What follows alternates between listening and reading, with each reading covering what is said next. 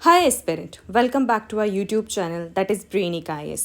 जैसा कि आप सब जानते हैं, हमने स्टार्ट की थी बायोलॉजी में ह्यूमन फिजियोलॉजी। तो हमारा जो टॉपिक था वो था हमारा डाइजेस्टिव सिस्टम। आज का हमारा जो टॉपिक है वो होगा फेरिंग्स। देखो, सबसे पहले क्या होगा था, हमने एलिमेंट्री कैनाल पढ़ी थी। ठीक है, एलिमेंट्री कैनाल में ना फिर हम पहुंच गए थे वहाँ पे स्टार्टिंग में क्या, माउथ। एलिमेंट्री कैनाल का स्टार्ट होता है माउथ। माउथ में हमने पढ़ा था बकल कैविटी। बकल कैविटी में हमने पढ़ा था क्या, सबसे पहले टीथ पढ़ा था। टीथ के बाद हमने टंग पढ़ी थी। एंड टंग के बाद जो हमने पढ़ा था दैट वाज सलाइवरी ग्लैंड, है ना, सलाइवरी ग्लैंड। अब आज से का जो हमारा टॉपिक है वो है फेरिंग्स। इसके बाद क्या होगा, जैसे ही बकल कैविटी में हम फूड स्वॉलो करेंगे तो वो किससे पास होके जाएगा, यूसोफेगस में, थ्रू अ फेरिंग्स। तो फेरिंग्स क्या होता है, it is a common passage होता है किसके लिए, यूसोफेगस एंड ट्रैकिया के लिए। यूसोफेगस क्या होगा, फूड पाइप, एंड ट्रैकिया कहलाता है wind pipe in common languages. तो ये क्या होता है, एक तरीके से कॉमन पैसेज होता है। लेकिन अब आप सोचेंगे अगर ये कॉमन पैसेज है, स्वॉलो करते हैं, तो जो फूड है वो हमेशा ना फूड पाइप में जाता है, विंड पाइप में क्यों नहीं जाता? वो इसलिए नहीं जाता, क्या होता है, अगर ये ओपनिंग है देन इसके ऊपर क्या रहता है, एक तरीके से एक फ्लैप लाइक स्ट्रक्चर रहता है। तो ये क्या कर लेता है, ये विंड पाइप को कवर कर लेता है जब फूड यूसोफेगस में जाता है। तो इस स्ट्रक्चर को क्या कहते हैं, एपिग्लॉटिस कहते हैं। लेकिन कभी कभी जैसे कभी आपने नोटिस किया होगा कि हम खाना खा रहे हैं, है ना, उस टाइम हम बात कर रहे हैं, तो क्या होता है, एपिग्लॉटिस है ना एकदम बंद नहीं हो पाता है। तो क्या फूड जो पार्टिकल होता है वो हमारे ना मतलब विंड पाइप में चला जाता है, तो एकदम से सडनली खांसी होने लग जाती है। इसीलिए कहते हैं कि खाते टाइम बोलना नहीं चाहिए। तो ये जो मोमेंट है वो थोड़ा सा गड़बड़ हो जाता है इसीलिए। तो ये जो एपिग्लॉटिस है ये क्या है, कार्टिलेजिनस फ्लैप है जो क्या करता है, फूड की जो एंट्री होती है उसको ट्रैकिया में क्या करता है, प्रिवेंट करता है ताकि वो यूसोफेगस में जाए, है ना। तो देखो फेरिंग्स में ना, अब देखो फेरिंग्स का एक बड़ा मतलब एक पार्ट रहता है, इसमें ना नीजल कैविटी भी आती है, मतलब अपनी जो नोज़ वाला जो है ना वो पार्ट भी आता है। एंड फेरिंग्स में नीजोफेरिंग्स एंड ओरोफेरिंग्स, ये सब मिलके बनाते हैं क्या, फेरिंग्स। ठीक है, एंड इसके बाद अब क्या होता है, ये जो फेरिंग्स के बाद अब हमारा फूड कहाँ जाएगा, यूसोफेगस में। तो अब फूड जाता है यूसोफेगस पे। बेसिकली ये क्या होता है, एक ट्यूब होती है, ये जो दिख रहा है ना, ये ट्यूब होती है, ये फेरिंग्स से कंटिन्यू होते चली आती है। ये यहाँ पे क्या करती है, इसका काम क्या होता है, जो हमने फूड स्वॉलो किया है उसको स्टमक तक लेकर जाना। ठीक है, अब ये स्टमक तक लेके कैसे जाती है, तो ये एक मूवमेंट करती है जिसको बोलते हैं पेरिस्टाल्टिक मूवमेंट। ये बेसिकली क्या रहता है इसमें, मतलब एकदम से स्क्वीज काइंड ऑफ आपने मूवमेंट सुना होगा ना, उसी टाइप का होता है पेरिस्टाल्टिक मूवमेंट। और सबसे मेन पार्ट क्या होता है कि यहाँ पे कोई डाइजेशन नहीं होता है। जैसे हमने बकल कैविटी में देखा था तो हमारा कार्बोहाइड्रेट का क्या हो रहा था, डाइजेशन हो रहा था। लेकिन यूसोफेगस में कोई डाइजेशन नहीं होता है। ये इंपॉर्टेंट मतलब एक क्वेश्चन भी बन जाता है कि यूसोफेगस में डाइजेशन होता है कि नहीं होता। तो इसका आंसर है कि यूसोफेगस में कोई भी डाइजेशन नहीं होता। अब यूसोफेगस क्या करता है, खाना लेकर आता है क्या, स्टमक में। अब स्टमक क्या है, जैसा कि आप देख सकते हैं ये जे शेप ऑर्गन है।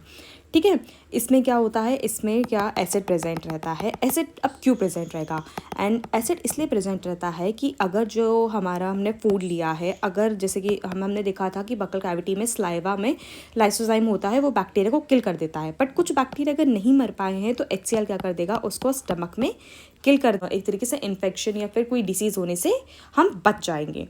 ठीक है, इसलिए ये HCl रहता है इसके अंदर। अब HCl आता कहाँ से है, तो HCl सीक्रेट करते हैं क्या, गैस्ट्रिक जो ग्लैंड्स होती हैं ये वहाँ से सीक्रेट करता है। और HCl सेल के साथ साथ क्या क्या, गैस्ट्रिक जूस भी ये सीक्रेट करता है। तो इसका देख लेते हैं। It is a J shape muscular organ present on the left side of the abdomen. Wall of the stomach consist of gastric gland which releases gastric juices into the food. देखो gastric juice में क्या क्या होता है, जैसे मैंने आपको बताया HCl, इसका एक काम ये भी होता है कि एसिडिक मीडियम में कुछ एंजाइम्स होते हैं वो क्या होते हैं, एक्टिवेट होते हैं इसका साथ साथ, है ना। और इसके साथ क्या करता है, बैक्टीरिया को किल करता है। तो HCl के दो फंक्शन होगा, एक तो बैक्टीरिया को किल करना, दूसरा जो एंजाइम्स होते हैं उनको एसिडिक मीडियम में एक्टिवेट कराना। देखो एंजाइम्स जो होते हैं ना, मतलब उनका एक पर्टिकुलरली मीडियम होता है कि वो किस मीडियम पे एक्टिवेट होंगे, ठीक है, किस pH पे एक्टिवेट होंगे, है ना। अब इसके साथ साथ क्या होता है कि कभी आपने सोचा है अगर हमारे स्टमक में HCl है तो हमारा जो स्टमक है वो जलता क्यों नहीं है? वो इसलिए नहीं जलता क्योंकि स्टमक जो वॉल्स होती है ना, यहाँ पे क्या होता है, म्यूकस प्रेजेंट होता है। ये जो म्यूकस होता है प्रिवेंट करता है हमारे स्टमक को HCl से।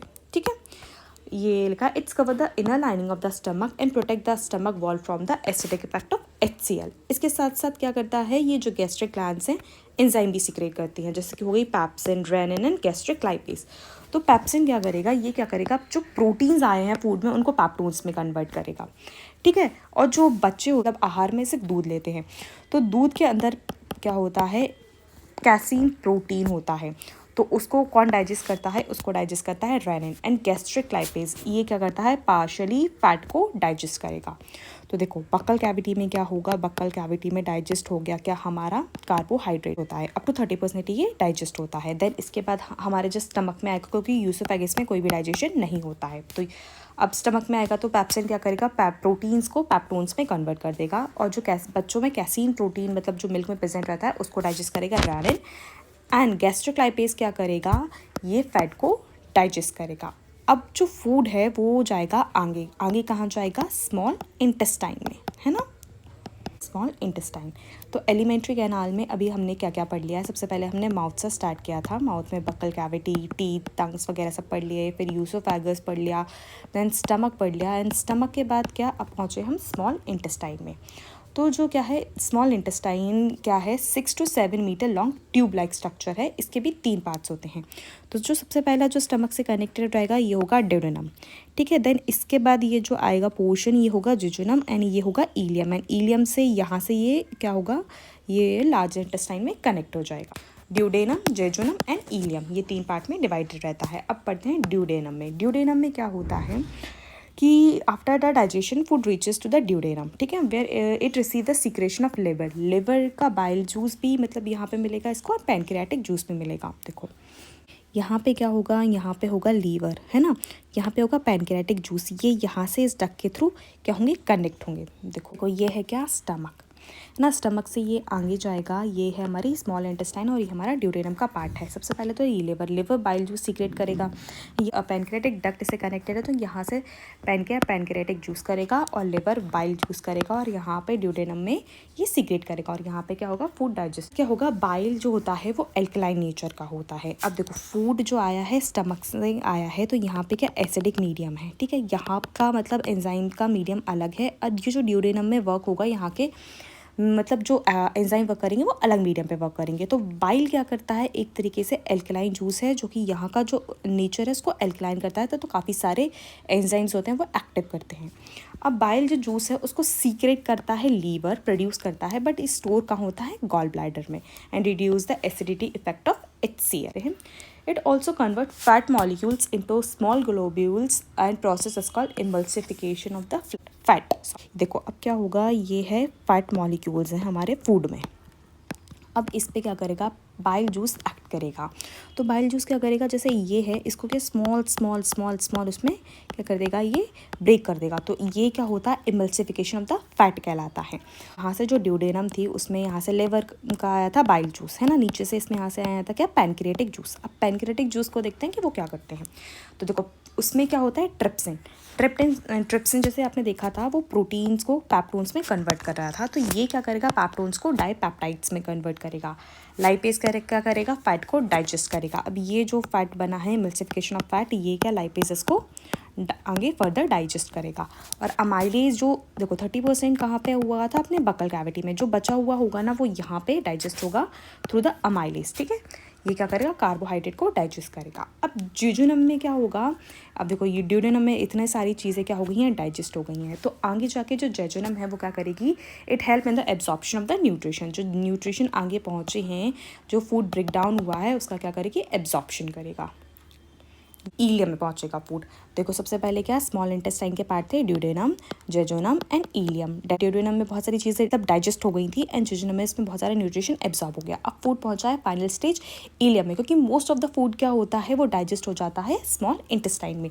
लार्ज इंटेस्टाइन में क्या होता है, फूड के जो न्यूट्रिशन बच जाते हैं या वाटर इनटेक उसमें ज़्यादा होता है, तो वो क्या करता है, स्मॉल इंटेस्टाइन में वो सारी चीज़ें एब्जॉर्ब होती हैं।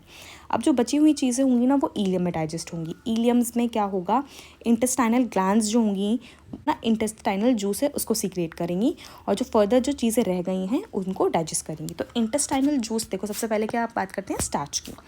तो माल्टोज जो रहेगा, माल्टोज के ऊपर क्या करेगा, इंटेस्टाइनल जूस माल्टेज मतलब एक्ट करेगा, उसको ग्लूकोज में कन्वर्ट करेगा। लैक्टोज पे लैक्टेज करेगा, ये ग्लूकोज और गैलेक्टोज में इनको कन्वर्ट करेगा। सुक्रोज सुक्रेज करेगा, ग्लूकोज एंड फ्रक्टोज में कन्वर्ट करेगा, और ये डायरेक्टली एब्जॉर्ब हो जाएंगी। अब देखो प्रोटीन सबसे पहले किस में हुआ था, पैप्टोन्स में हुआ था, है ना। पैप्टोन से किस में से फिर हो गया था, डाईपेप्टाइड्स में, है ना। अब ये जो पैप्टोन्स और डाईपेप्टाइड्स हैं इसके ऊपर इरिप्सिन काम करेगा और ये क्या सिंपल फॉर्म अमीनो एसिड में कन्वर्ट हो जाएगा। तो क्या है, प्रोटीन बनता ही किससे है, सिंपल अमीनो एसिड से मिल के क्या बनते हैं, प्रोटीन बनते हैं। तो सिंपल फॉर्म ब्रेक डाउन हो जाएगा और ये क्या हो जाएगा, एब्जॉर्ब हो जाएगा, है ट्रिप्सिनोजन। इस पर क्या एंट्रोकाइनेज जो एंजाइम होगा वो इसको ट्रिप्सिन में कन्वर्ट कर देगा। तो इसके बाद जो थोड़ा बहुत जो फैट रह जाएगा वो इंटेस्टाइनल जूस में जो लाइपेज होगा वो इस पर एक्ट करेगा, उसको फैटी एसिड्स एंड ग्लिसरॉल में कन्वर्ट कर देगा और ये अब सिंपल फॉर्म में हो गया है। अब ये इसको बॉडी क्या कर लेगी, एब्जॉर्ब कर लेगी और ये assimilation of the food start हो जाएगा। ठीक है, मोस्ट ऑफ द फूड जो डाइजेस्ट हो जाता है वो स्मॉल इंटेस्टाइन में ही हो जाता है। तो डाइजेशन यहीं पे कंप्लीट हो जाता है। अब जो होता है फूड का एब्जॉर्प्शन होगा और एसिमिलेशन होगा और जो वेस्ट प्रोडक्ट रहेगा वो बॉडी के थ्रू आउट हो जाएगा, है। Assimilation of the food, assimilation of कैसे होगा देखते हैं। स्मॉल इंटेस्टाइन होता है, जैसे जस्ट लाइक स्मॉल इंटेस्टाइन की ये है स्मॉल इंटेस्टाइन। तो इनमें क्या होता है, विलाई होती हैं, यहाँ पे से विलाई होती है, बहुत फाइन स्ट्रक्चर्स होती हैं, विलाई कहते हैं। इनका काम क्या होता है, जो फूड डाइजेस्ट हुआ है इसको एब्जॉर्ब करके ब्लड स्ट्रीम तक पहुँचाना, ब्लड स्ट्रीम से वो अपनी पूरी बॉडी तक चला जाएगा। तो inner wall of the small intestine has a numerous finger-like projection called villi. These villi increase the surface area for the absorption of the nutrition. हाँ, और ये क्या करती है, सरफेस एरिया क्या करती है, इंक्रीज करती हैं। अब देखो अगर ऐसे प्रेजेंट रहेगा तो कम एरिया रहेगा, तो ये क्या बिल्कुल माइन्यूट फोल्ड जैसे प्रेजेंट रहती हैं, तो सरफेस एरिया एकदम से बढ़ा देती हैं। Absorbed food goes into the blood and move along the bloodstream and reaches to the cell where it is utilized, and this is called the assimilation of the food. अब आते हैं किस पे, स्मॉल इंटेस्टाइन के बाद large intestine में। ये है पूरा लार्ज इंटेस्टाइन। ये स्मॉल होता है, स्मॉल इंटेस्टाइन से मतलब शॉर्ट होता है in terms of length, but इसकी जो विड्थ होती है ना वो ज़्यादा होती है ना, अप्रॉक्स 1.5 मीटर। एंड इसके भी अब 3 पार्ट होते हैं। सबसे पहले होता है सीकम, कोलोन एंड रैक्टम। अब देखो सीकम में क्या होता है, हमारी बॉडी में क्या होते हैं, कुछ गुड बैक्टीरिया प्रेजेंट होते हैं, ये प्रेजेंट होते हैं सीकम में।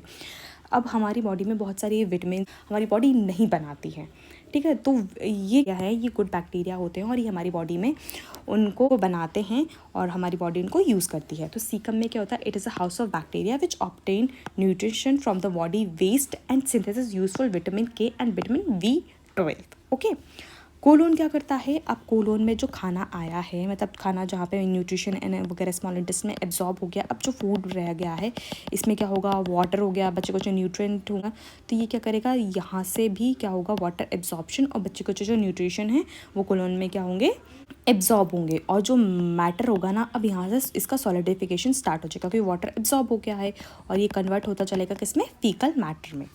अब ये जो फीकल मैटर है वो फाइनली जाएगा कहाँ, रैक्टम में। रैक्टम में ये क्या स्टोर्ड हो जाएगा एनएस के थ्रू, ये अपनी बॉडी से इजेक्ट हो जाएगा। ठीक है, अब आते हैं वर्मीफॉर्म अपेंडिक्स। अपेंडिक्स का काम क्या होता है, ये सेलुलोज को डाइजेस्ट करता है ना। लेकिन अब ये क्या वेस्टिजियल ऑर्गन है, अब ये इसका कोई फंक्शनल नहीं है और एक तरीके से वेस्टिजियल ऑर्गन है। ये फिंगर लाइक प्रोजेक्शन होता है और कनेक्टेड रहता है किससे, सीकम से, है ना। ये सीकम से अटैच रहता है। It is a finger like projection which attach to the caecum. Earlier, it was used to digest cellulose, but at present, it is a non-functional, so called as a vestigial organ. Vestigial organ मतलब जिस body में present है लेकिन अब उनका कोई काम नहीं है, तो उनको वेस्टिजियल ऑर्गन कहते हैं। अब पढ़ते हैं डिसऑर्डर्स। जैसे ह्यूमन डाइजेस्टिव सिस्टम है तो इसमें डिसऑर्डर्स भी आएंगे, है ना। कुछ माल फंक्शनिंग करेगा तो उसके क्या रिजल्ट, मतलब इसमें कुछ डिसीजेज़ भी होंगी। तो सबसे पहले जो डिसीज़ है दैट इज़ जॉइंटिस। ठीक है, अब जॉइंटिस में क्या होता है मैं बताती हूँ। अब देखो जो आरबीसी होती है वो क्या करती है, जब वो डेड हो जाती है, मतलब इनका भी एक लाइफ स्पैन होता है 120 डेज़ का, उसके बाद ये क्या डेड हो जाती हैं। तो ये क्या करती है कि येलो कलर सब्सटेंस प्रोड्यूस करती हैं, बिलीरुबिन, और ग्रीन कलर सब्सटेंस होता है बिलीबोर्डिन।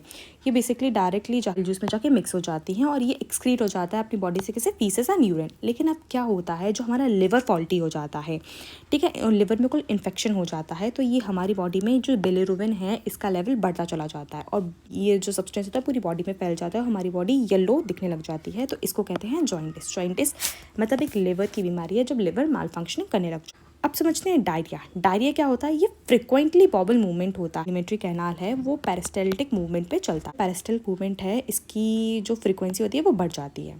तो इसकी फ्रिक्वेंसी जो बढ़ने लग जाती है तो फूड जल्दी जल्दी मूव करने लग जाता है और फूड अच्छे से डाइजेस्ट नहीं हो पाता है और एब्जॉर्प्शन अच्छे से नहीं हो पाता है। तो उसमें क्या रहता है, लिक्विडिटी मतलब उसकी बढ़ जाती है, किसकी? फीकल मैटर की। और इस कंडीशन को कहते हैं डायरिया। अब होता है क्या? कॉन्स्टिपेशन। दूसरा, कॉन्स्टिपेशन में इसका उल्टा आता है। जो पेरिस्टल्टिक मूवमेंट होता है ना वो बहुत ज़्यादा स्लो हो जाता है, मतलब फूड बहुत धीरे धीरे स्लो कर रहा है। तो इसका में क्या होता है, वाटर न्यूट्रिशन बहुत ज़्यादा एब्जॉर्ब होते चले जाते हैं और जो फीकल मैटर होता है वो बहुत ज़्यादा हार्ड हो जाता है। तो वो क्या होने लगता है, हमारे इंटेस्टाइन से चिपक जाता है बहुत बुरी तरीके से। तो ये होता है क्या? कॉन्स्टिपेशन। इंडाइजेशन बेसिकली इसको फॉल्टी डाइजेशन कहती है। तो ये इस वजह से होता है कि जो हमारी बॉडी में एंजाइम्स जो सीक्रेट हो रहे हैं डाइजेस्टिव वाले, या तो वो बहुत कम सीक्रेट हो रहे हैं, तो जो हमारा फूड है वो डाइजेस्ट नहीं हो पा।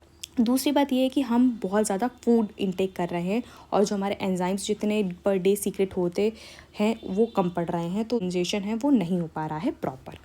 ठीक है, तो इसमें डिसऑर्डर्स थे jaundice, diarrhoea, constipation and indigestion. तो ये हमारा डाइजेस्टिव सिस्टम कंप्लीट होता है। नेक्स्ट टॉपिक हम देखेंगे हम क्या पढ़ते हैं। For more content follow brainy guys. Thank you.